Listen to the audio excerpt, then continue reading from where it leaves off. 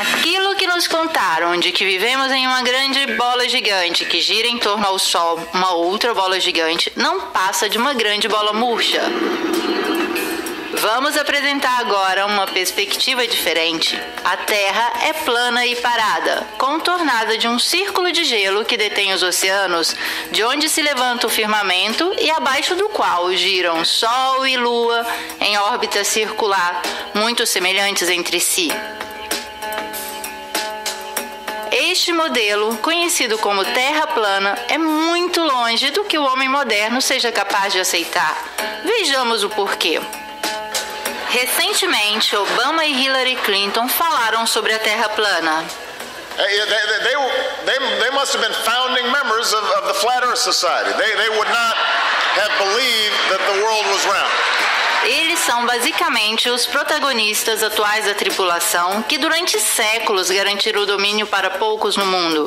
Falaram sobre o assunto, evitando o argumento com método de sátira, tratando de escárnio e descrédito de todos os que ousam a questionar as versões oficiais. Nós, como sempre, permanecemos na estrada que mais poderia definir o erro, escreve Bacone em Um Novo Órgão, 1620. A verdade se deixa descobrir dos erros mais rápidos do que da confusão. A questão da Terra plana explodiu em 2015, propagando-se por toda a web, em grande velocidade, envolvendo pesquisadores e pessoas comuns. O porquê nos explica Thomas Kuhn no seu mais célebre trabalho, A Estrutura das Revoluções Científicas. A ciência, segundo o filósofo, não avança por acúmulo de descobertas e inovações, mas a mudança do paradigma acontece através das revoluções. Como aquelas sociais, as revoluções científicas são anunciadas de uma crescente intolerância nos confrontos da ordem existente. Neste caso em particular, o cientista adverte que o velho paradigma deixou de funcionar, mas não renuncia facilmente. Ao contrário, obstrui a investigação. Os cientistas de ambos os lados exibem acusações de heresia, chamado de conspiração, ou ortodoxia, negação. Cada revolução científica não é apenas incompatível, mas muitas vezes incomensurável com o que a precedeu. E é próprio a incomensurabilidade que explica por que a passagem de um paradigma ao outro não pode se realizar gradualmente, nem pode ser imposto pela lógica ou de uma experiência neutra, mas deve acontecer de uma só vez, em uma revolução. Aquilo que vemos depende, seja, tanto de quem olha quanto da experiência visual anterior que lhe foi ensinado a ver. Nossas gerações, ao longo dos séculos, têm o conceito do globo girando, onipresente, como uma única possibilidade de existência para nós. Tudo aquilo que não está dentro desse paradigma está fora de qualquer possibilidade, fora da sociedade, da lógica, do mundo. No entanto, a elite globalista tem o prazer de revelar o modelo da Terra plana. A maçonaria tem de fato a obrigação de revelar a verdade e a fazem através de símbolos e mensagens disseminadas por toda parte. Nos filmes,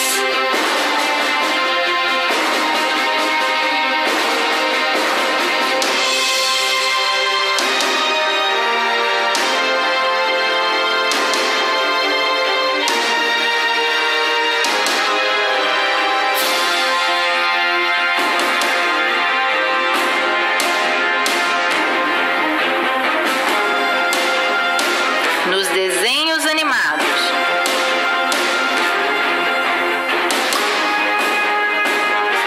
na internet,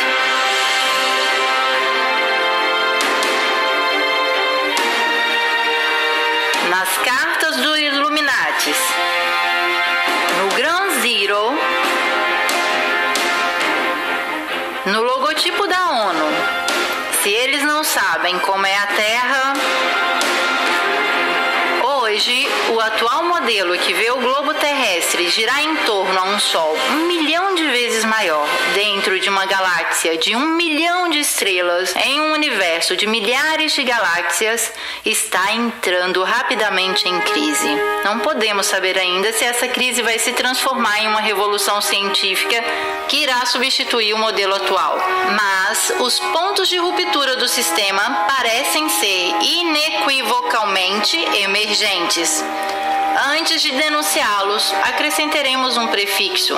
Todas as informações no campo astronômico hoje provêm exclusivamente do monopólio das agências espaciais. Estas, longe de se contradizerem, têm um denominador comum, como comum é o logotipo do vetor que as representa. Cada imagem, testemunho, experimento, informação, exploração e hipótese científica sobre a Terra e aquilo que a rodeia é nascido ou criado aqui, sob a proteção dos vetores e mantido com o dinheiro dos contribuintes mundiais. Completamos a observação com as palavras de Robert Simon da NASA. Pegamos os dados e fizemos uma imagem inteira. Depois tiramos as nuvens, colorimos de azul o oceano e onde é mais baixo de verde brilhante. Depois recolocamos as nuvens e onde tem uma ligeira fissura entre as órbitas, as repintamos. É sim Photoshop, mas tem que ser. Depois simulamos a atmosfera e por fim colocamos uma luz brilhante para ter o reflexo do sol sobre o mar. É um mosaico muito realístico. Eu não sou um astronauta, nunca estive no espaço, mas tentei criar a essência da Terra baseado nessa foto. É sim Photoshop, mas tem que ser.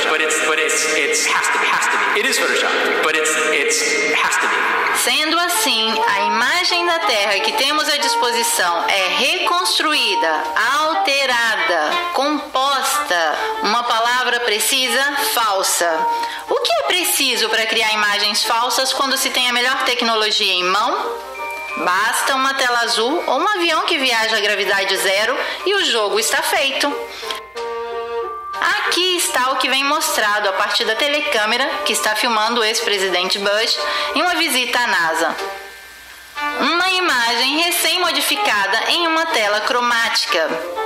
A tela cromática é um instrumento usado para substituir a cor de fundo para qualquer cenário. Com CGI, computação gráfica, se pode ter acesso à Terra do nunca com sua nave que não existe. O truque consiste em deixar bolha de ar flutuar. Aqui está o jogo, aqui está o truque. Eles próprios nos mostram. Ou mesmo se pode fazer um passeio no espaço. Que tal dessa vez pegarmos uma carona com os chineses? E aqui também as bolinhas viajam tranquilamente. Será que eles estão em uma piscina de exercitação? Se pode criar um boneco do nada quando a insolência não tem limite. Ou mostrar a face oculta da lua quando o mau gosto é sem vergonha. Tudo rigorosamente modificado, digitalizado, falso. Por que não mostrar imagens autênticas? Provavelmente porque não existem. Até hoje não é possível ter uma foto autêntica da Terra. Basta ver a relação de grandeza que nos mostram para entender que nem mesmo eles têm uma única matriz. Supostamente, esta foto foi tirada por um cientista que estava na Lua, mas basta aumentar a luminosidade para descobrir o truque. Um corte retangular e a imagem está pronta. Qualquer que seja a interpretação que vocês queiram dar ao vetor que está presente no logotipo das agências espaciais, os cientistas que fazem toda essa manipulação se comportam em concordância como charlatões nessa grotesca farsa maçônica. Cada um com seu papel. Cristoforetti, entre um shampoo e um rápido banho de gato, se exibe em uma cena de normalização das fumaças químicas. Adam Stelzner, o ator na comédia da aterrissagem a Marte, onde parece existir de tudo: ossos, lenha, ratos, a menos que sejam, como muito provável, imagens tingidas de vermelho. Photoshop falso.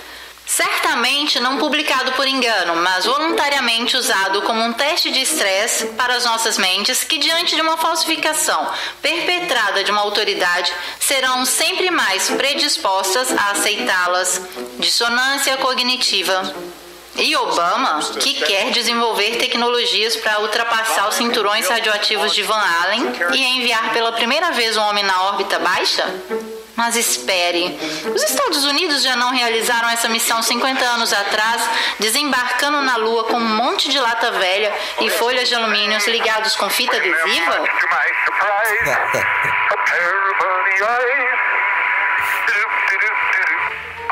É uma versão assim tão descarada e insolente que ou eles são loucos de criar tudo isso ou nós somos burros de aceitarmos. Ambos. O monopólio das informações bem coordenadas com o mundo da escola, da ciência, da política é milagrosamente capaz de insinuar contradições tão grandes na percepção da realidade de qualquer um que ousar a vê-la. Diz Eric Kubler, o ser humano é um sistema de informações e, de consequência, pode ser curado através da informação. Isso é o que estamos fazendo agora quando falamos da forma da Terra. E aqui está tudo que não faz sentido no modelo esférico atual. Vamos tentar explicar a uma criança que pergunta: por que as pessoas do Polo Sul não caem para fora da Terra? Porque a força de gravidade o mantém preso à Terra, responde a professora. E deste dia em diante a criança não vai mais querer saber de nada do seu antigo, intuitivo, original e sagrada dúvida. Se tentasse na idade adulta, ele seria invadido de uma quantidade de fórmulas e equações matemáticas que o confundiriam para sempre. A força de gravidade é uma teoria, não uma realidade. Isso já dizia Einstein. Isso, que passa por lei de gravidade, poderia ser explicado com o conceito de densidade e flutuabilidade. Um objeto mais denso que o ar cai. Um menos denso tende a flutuar. Vejamos o que diz Einstein de Nikola Tesla, um dos maiores e nobres gênios de todos os tempos. O que nos diz de ser o homem mais inteligente do mundo? Não sei, você deveria perguntar a Nikola Tesla. Vejamos agora o que diz Tesla sobre a força da gravidade. A relatividade de Einstein é uma maravilhosa vestimenta matemática que fascina e impressiona, tanto que a gente que está cega não consegue ver os erros do fundo.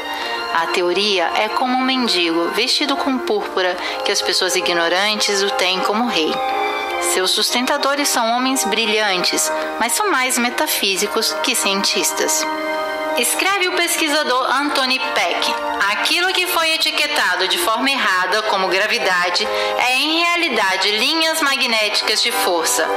É de fato o universo eletromagnético intuído de Tesla e ocultado com a teoria da gravidade. É o que trabalha secretamente o CERN de Genebra. Ao invés, a nós, nos dizem que a força da atração deveria nos puxar para o núcleo da Terra. Mas quem já viu este núcleo? A profundidade máxima de perfuração realizada pelo homem supera pouco mais de 12 quilômetros, equivale apenas à profundidade da crosta terrestre. Então, do que eles estão falando? O núcleo, pelo que eles mostram, não existe, de certo. Em um paradigma subvertido, quando deverá desaparecer a lei da gravidade, os cientistas terão de se adaptar a outras leis. Quem sabe aquela da densidade ou a do eletromagnetismo. E daí, as crianças poderão finalmente ver aqueles homenzinhos cair do Polo Sul.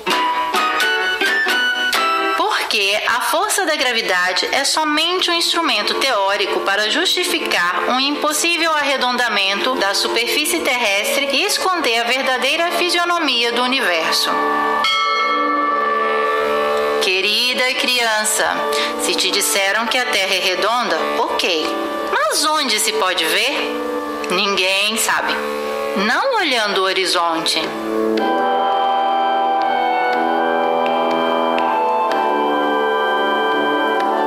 Da janela do avião.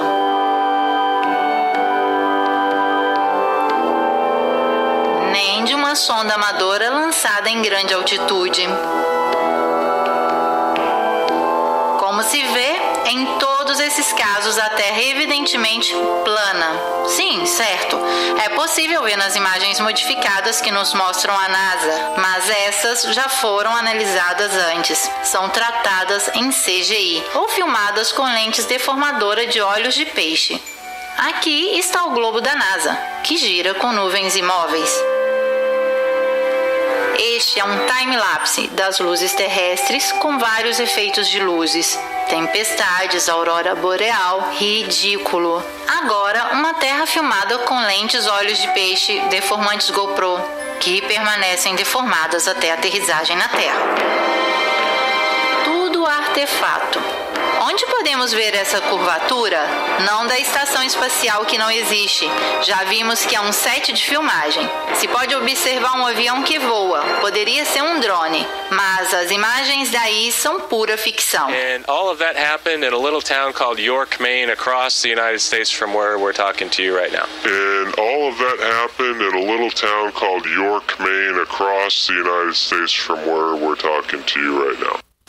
É um truque. Estamos dispostos a acreditar somente se durante uma transmissão ao vivo um astronauta pegasse a câmera e nos fizesse ver a partir da escotilha da nave. Repito, pegar a câmera que está filmando ao vivo, não com aqueles enquadramentos tratados em pós-produção, senão permanecemos sempre no campo da computação gráfica. Devemos ver o globo dos satélites?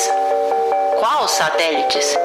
Aqueles descritos por uma caneta do escritor de fantasias Arthur Clarke, que o inventou em 1945. Sim, porque o satélite é um produto editorial e foi realizado somente 20 anos depois da NASA. Mas até hoje não temos imagens credíveis da construção de um só satélite, muito menos da estação espacial. Com todos os dados em mão, hoje deveriam existir em órbita cerca de 20 mil satélites, mas ninguém nunca registrou a presença de nenhum, ou mesmo uma possível colisão, ou queda, ou passagem enquanto se observa a Lua. Nunca visto, nem da Terra nem do espaço, excluindo as imagens elaboradas com computação gráfica. Buongiorno, questa è l'ultima foto del nostro cosiddetto satellite sull'Italia. Devemos acreditar que objetos similares podem resistir a uma temperatura da termosfera ou da exosfera até 2000 graus, mas o alumínio se funde a 660. Inaceitável. É mais provável que os satélites sejam resultados da fantasia de um escritor e a mentira de um poder sem escrúpulos que tem lidado com as ilusões há décadas. Em um modelo de paradigma subvertido, talvez possamos ver cair essa selva invisível de satélites. Também porque hoje todas as telecomunicações são realizadas por milhões de quilômetros de cabos de fibra ótica e de antenas de rádio em todos os lugares do nosso território. Verificar a existência de um satélite nos dias de hoje seria muito fácil. Bastaria que girassem o telescópio Hubble, por exemplo, da parte da Terra e nos mostrasse ao vivo o centro de uma cidade americana. Não irão fazer jamais, não podem, porque teriam de colocá-lo em órbita, mas deveriam primeiro criar uma órbita em torno ao globo. Esta, de fato, está em discussão no modelo da Terra plana. Aqui, a Terra não é uma bola que nos contaram. Vejamos então o que é. Melhor, o que poderia ser, uma vez que estamos falando de modelo. Não queremos certamente abandonar o globo terrestre para abraçar a bola de cristal do vidente, mas nos obrigam a franquear a prudência dos detalhes, a coragem da visão. Também porque se cai a ideia do globo, cai também a lei da gravidade do maçom Newton e a evolução do maçom Darwin, que faz com que o homem se sinta um nada em deriva no espaço infinito. O próprio Darwin, indicado no Protocolo dos Sábios de Sião como uma chave importante para enfraquecer os não-hebreus, programando seus cérebros à falsidade de que tudo é uma coincidência e que somos grãos de poeira sem importância. Agora voltemos para a Terra. Cada objeto que some no horizonte termina embaixo da curvatura terrestre. Isso é o que a ciência ortodoxa diz da boca do pai a uma criança que vê o mar pela primeira vez. Mas não é verdade. Com um zoom óptico, a figura que tinha sumido no horizonte reaparece à nossa vista. Isso simplesmente porque o desaparecimento não é efeito da curvatura, mas do fato que o nosso olho é limitado ao ponto de fuga de nossa perspectiva, sobre o qual um objeto vem progressivamente cancelado do nosso horizonte visível. Se a curvatura da Terra fosse, como dizem, de 8 polegadas por 1 milhão multiplicado pelo quadrado da distância, poderíamos calcular com essa tabela o tamanho da curvatura para cada distância percorrida. Por exemplo, uma distância de 190 km deveria ter uma curvatura de 2.800 metros. Mas se fosse assim, como podemos ver da cidade de Ventimiglia o Monte Cinto, em Córcega, alto 2.700 metros? O ponto de observação é ao nível do mar e a distância entre essa praça de Ventimiglia e a ponta do Monte Cinto é exatamente 190 quilômetros. Se a Terra fosse curva, nós poderíamos ver somente terras mais altas que 2.800 metros. Ao invés, é possível ver toda a silhueta de Córcega, de cima em baixo, inexplicável para o modelo esférico. E de experiências como esta, a web está cheia. Como é possível esta vista? Antes de acusar os pesquisadores de fazer distração em massa, se deve resolver este problema. As linhas da nossa perspectiva se interceptam no ponto de fuga, formando um triângulo que compreende toda a vista possível para nós. Nós não vemos assim, mas assim. Ao longo do nosso horizonte visual, cada corpo desaparece como faz o Sol. Como fazem esses edifícios que se tornam pequenos e vão diminuindo de acordo com o que encontram com o nosso horizonte perspectivo, não certamente porque a Terra é esférica. Se o sumiço dos edifícios fosse por causa da curvatura terrestre, não deveríamos vê-los retos, mas inclinados, assim. Mas assim não é. A curvatura, em realidade, não é observável, não é contemplada no mundo real. Os engenheiros da construção sabem muito bem disso. Tanto é que não a mencionam nunca nos cálculos das grandes obras. Um geômetra e engenheiro com mais de 30 anos de experiência publicou na revista Birmingham Weekly: todas as nossas locomotivas são projetadas para funcionarem em cima daquilo que podemos considerar plano. Qualquer coisa que se aproxime de 8 polegadas por milhão e que aumente o quadrado da distância, nenhuma locomotiva jamais criada poderia funcionar.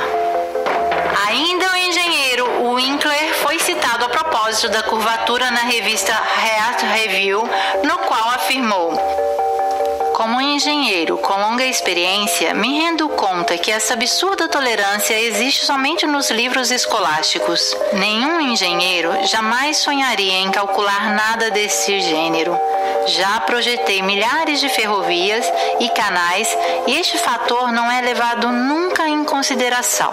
Um pequeno canal navegável, digamos de 30 milhas, deveria, segundo a curvatura, ter uma tolerância de 600 pés. Por favor, não digam por aí que nós engenheiros somos assim tão estúpidos. Nada de similar vem calculado. Não nos preocupamos de calcular 600 pés de tolerância, tanto quanto pensamos de arredondar um quadrado.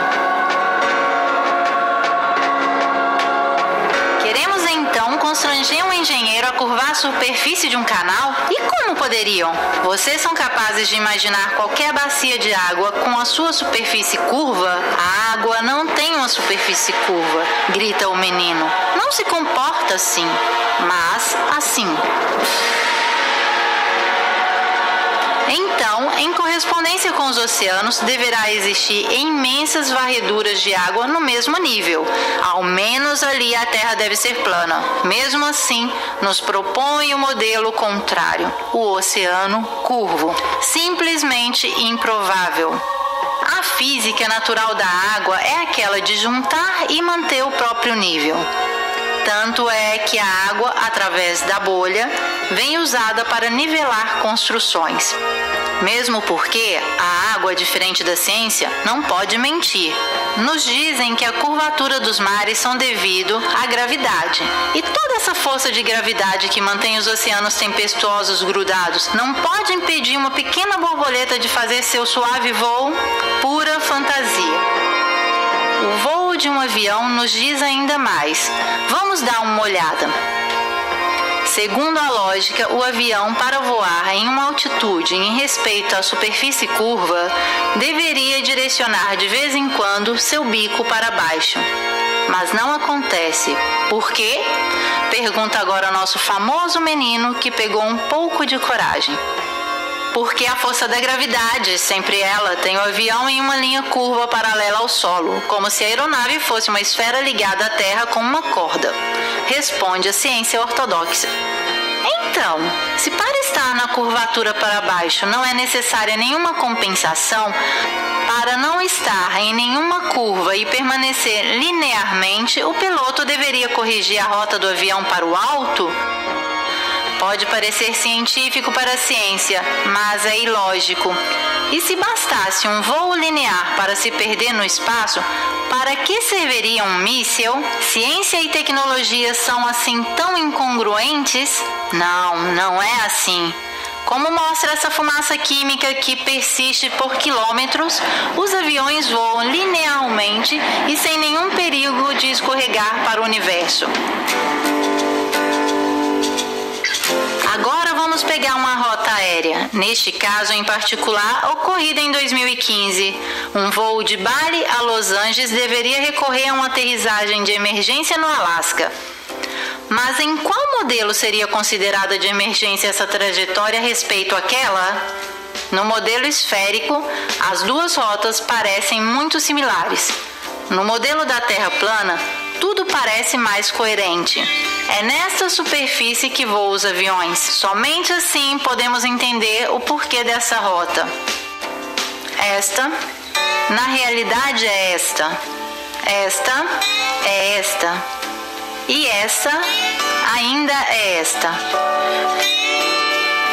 E tudo isso por um simples princípio de economia. Não existe empresa aérea que não prefira adotar um critério da rota mais curta e econômica. Esta loucura existe somente em um modelo virtual que nos enfia um goela abaixo com serviços de bordo enquanto comemos nossos amendoins. As rotas aéreas são todas calculadas em um mapa similar, porque se realizam sobre uma terra plana. Tanto é verdade que nunca nenhum voo circunnavegou a Terra de norte ao sul. A única rota impossível em uma terra que não seja uma bola.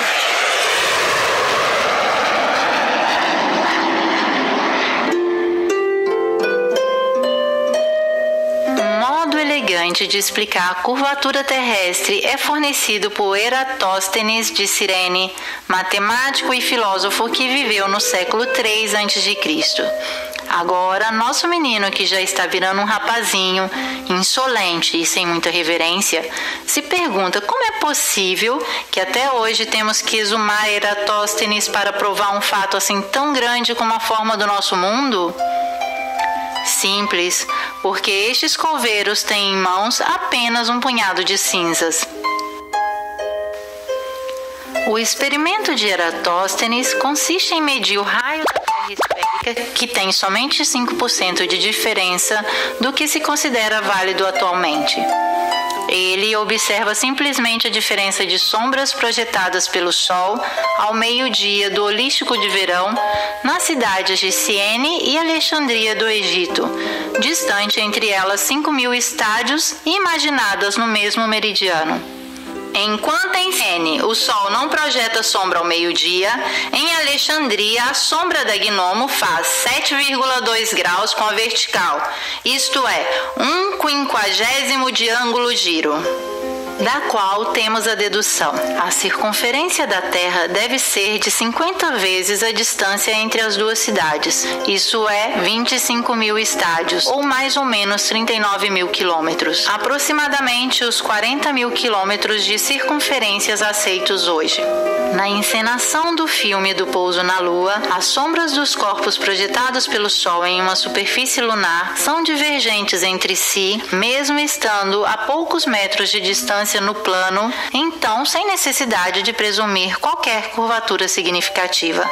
Mas, se o Sol estava distante cerca de 150 milhões de quilômetros da Lua, sombras de objetos assim tão próximos entre si deveriam ser paralelas. Essas são justificadas por uma iluminação muito próxima. Sabemos que a NASA simulou o pouso na Lua, mas tudo que podemos observar é como em uma superfície plana, a inclinação das sombras possa variar pelo motivo da proximidade da fonte luminosa. Isto é o que Eratóstenes resolve pressupondo uma curvatura da Terra ao invés de atribuir ao Sol uma distância muito inferior. O modelo da Terra plana realmente descreve um Sol muito mais perto da Terra, como a visão destes raios nos sugere. E se essa é falsificada, como alguns afirmam, da refração atmosférica, significa que também Eratóstenes fez seus cálculos induzidos de um erro do fenômeno da refração. Mas não é assim. A Wikipédia, em seguida, fala de divergências aparentes dos raios crepusculares, invocando o efeito da perspectiva que concentra todas as linhas para o ponto de fuga do horizonte. Mas esta não influencia a percepção da verticalidade das linhas. A perspectiva não funciona assim, mas assim. Porém, nós vemos os raios solares deste modo. Isto significa que a divergência é devida à natureza de uma fonte em todas as direções das luzes que vem de um Sol muito menor e mais próximo do que aquele que nos contam. Sendo assim configurado, o Sol cria sombras divergentes, como essas medidas por Eratóstenes sobre uma distância de 5.000 estádios, mas de uma Terra plana.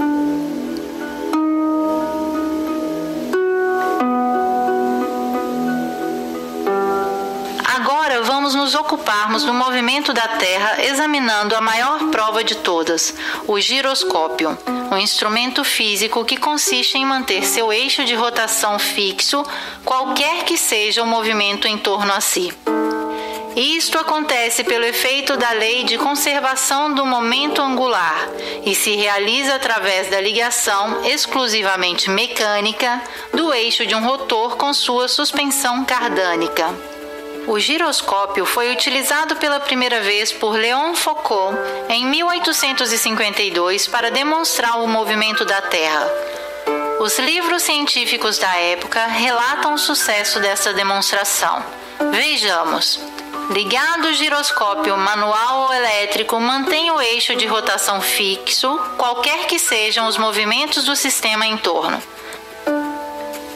Aqui temos reproduzido o mecanismo. Aqui e ainda aqui. São feitos inúmeros experimentos. Enquanto o sistema em torno se move, o eixo interno se mantém fixo. Então, o giroscópio pode mostrar o movimento de rotação terrestre. Se a Terra gira 360 graus em 24 horas, um instrumento deverá evidenciar sua linha imóvel sobre uma superfície que se desloca 360 graus, nos dando a prova final, mecânica e inegável de que a Terra está girando. Vejamos. Nada. Imóvel. Parece mesmo que a Terra esteja parada. No entanto, a superfície deveria ter se movido em todas essas horas. Todos os experimentos depois de Foucault têm falhado, mesmo hoje, com giroscópicos menos rudimentares daquele de sua época. Ok, o giroscópio é como a água, não mente. Agora entendemos o quanto a ciência oficial possa modificar as cartas para evitar a perda.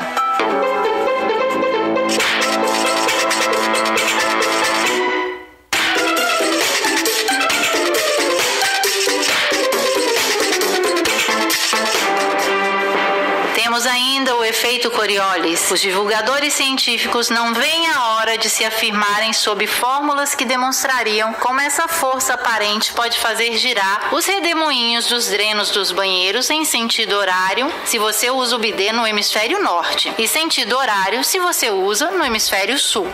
Basta, te peço. Para saber mais sobre os drenos dos bidês, consulte o Wikipédia. Eles inventam forças imaginárias e as aplicam como querem. Fazem valer o efeito Coriolis para um tiro de bala disparado no ar que supostamente se deixa agir dessas forças antes de bater no chão, mas não para um avião que deveria também sentir o movimento da Terra e aterrissar assim, porque as loucuras podem ser colocadas em circulação até que se choquem com a parede da realidade. Vamos desmascará-los. Os redemoinhos e os drenos dos banheiros giram ambos os sentidos em todos os lugares e os aviões podem aterrissar tranquilamente sobre a Terra parada. Se a Terra girasse com sua atmosfera constantemente para o leste a 1000 milhas por hora, nenhum avião doméstico que viajasse a 500 milhas por hora conseguiria chegar à sua destinação no Oriente antes que seu destino o alcançasse por trás. De fato, se refletirmos, a rotação da Terra é invisível. Infelizmente, nós não acreditamos naquilo que vê em nossos olhos porque nos ensinaram um sistema maquiado, o qual